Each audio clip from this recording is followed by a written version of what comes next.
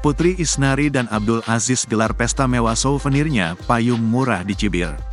Pernikahan Putri Isnari dan Abdul Aziz menggelar pesta pernikahan dengan megah, namun harga souvenirnya ikut disorot.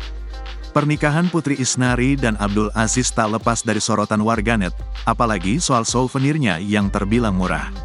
Terbaru, harga souvenir Putri Isnari dan Abdul Aziz pun juga ikut dikomentari.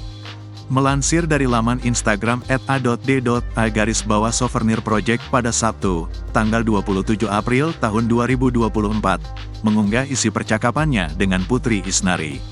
Pada video yang diunggah oleh akun tersebut, memperlihatkan tangkapan layar isi pesan Putri Isnari yang memesan 1.700 payung untuk souvenir pernikahannya.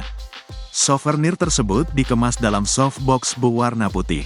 Tak hanya satu warna payung, tetapi juga warna yang disediakan beragam.